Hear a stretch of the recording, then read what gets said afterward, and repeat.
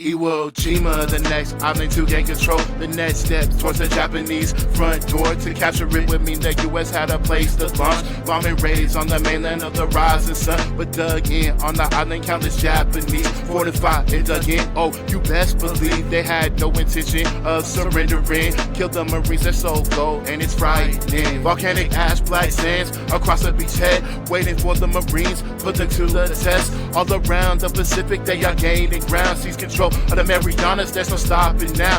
And the seas of truth is told, dealing major blows to Imperial Japan. That ended soon, you know, but more blood is left to spill in the island chains. More blood, and that's just real when you're trying to gain. February 19, 1945, the Marines approached the island, their landing crafts arrived. The silence here, a contrast to the days before when the island was bombarded. Naval ship guns roar, and planes overhead also dropped their bombs. But now, as the men approach, it's an eerie calm. At 8:59, the Marines disembark. Their landing crafts under the beaches clear the beach to start. But awaiting them, 15-foot slopes to ash, so movement was slow at best. Soon they need to move fast. Explosion after explosion filled the air. Suddenly, the enemy presence, they're not well aware. The Japanese plan was simple, let the beaches crowd up, then open fire from all sides, bodies piled up. Gunfire explosions now fill the air. Screams from the dying all around, smell of death and fear. Mount Serabashi on the island dominated the scene. Artillery rained down from there, a chaotic scene. Pillboxes, fortifications,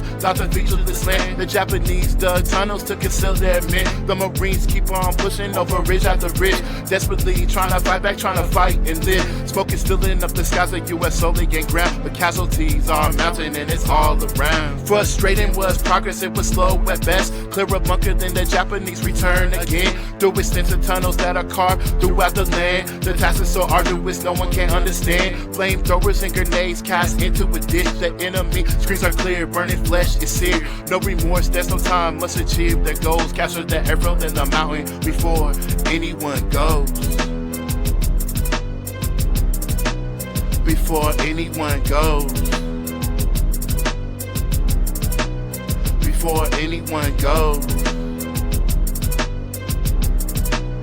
Before anyone goes.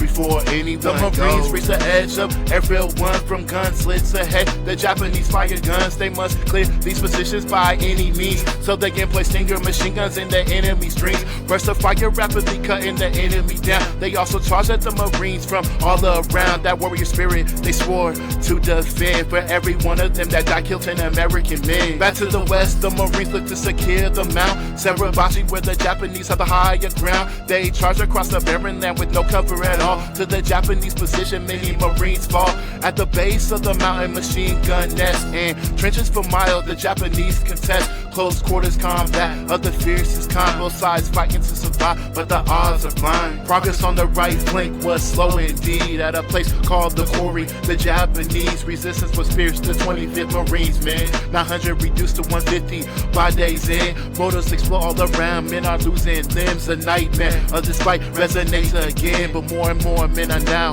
on their way. The Japanese a matter of time before they fade. When night fell, the Japanese emerged from darkness to attack the Marines. Suddenly, regardless, carry out Yasha forbid bonsai attack. So they stayed to their tunnel strongholds at that, and kept fighting in the sleep, refusing to come out. So flamethrowers and grenades were used to flush them out. The Japanese grew desperate as food and water ran out, so more nighttime attacks were used but cut down. Serabashi Marines from Easy Company climbed to the mountain summit rather easily, with old glory in their hands, a defining moment. They mounted to a pole and raised it high above them. They still hadn't completely secured the point, but the symbol would go on to symbolize the war. Beneath there, the Japanese remained dug in, where maddened by this display began emerging. From the caves all around, they desperately attack. The Marines of E Company fight to hold them back. A Japanese officer charges with a saber, surprises the Marines, unsettling behavior. With a hellstorm of grenades, they fight for the mount. Blast after blast, resistance is cut down. The Marines take the mountain, one objective reach. But to the north, battles loom, more battles you see. To the north, the Japanese held a tough position true. Hill 382, Hill 362, the meat grinder it was called. The Marines fought hard, but attacks were fierce, so unrelenting they are. Secure position, just be attacked from the flank. The use of tunnels for the Japanese effective again. Crossfire stopping tanks as well as mines on the ground. Casualties were mounting up the dead all around. The objective was clear, take airfield 2 and wipe out all resistance on their through. But Karayasha and his men were determined to kill as many Marines as they could to the very end. They knew the tactics of the Americans well. Bombardment followed by infantry charge drill. So they hit underground during raids, then emerged unaffected to inflict more damage in turn. The Marines changed tactics and in the cover of night charged the Japanese position. There's no airstrike tonight. Taken by complete surprise, killed, most still asleep. It was a crucial turning point, taking the northern airfield. Both hills would be captured, but fighting remained. Pockets of resistance in the tunnel, nightly engaged, inflicting more casualties. One concern remained: the command post to the northwest, take it away. March 21st, the Marines destroyed the command post. The 24th still all case. Victory seemed close, however, on the 25th, one last attack was made, led by Karabayasha. 300 men they say. Pilots, Marines, and CBs fight for over an hour, suffering many casualties. In the process, don't cower, hold strong, and they did destroy this final resistance. Karabayasha was killed somewhere along the instant. March 26th, the island was declared secure. The airfields can now be used to strike and deal blows at Japan itself, closing in on them. Iwo Jima really tested the heart and soul of men. The 147 Regiment would begin slowly sweeping the island with flamethrowers, grenades. 6,000 more Japanese would be killed in the end. The island of Iwo Jima left smoldering the black sands. The black sands. The black sands.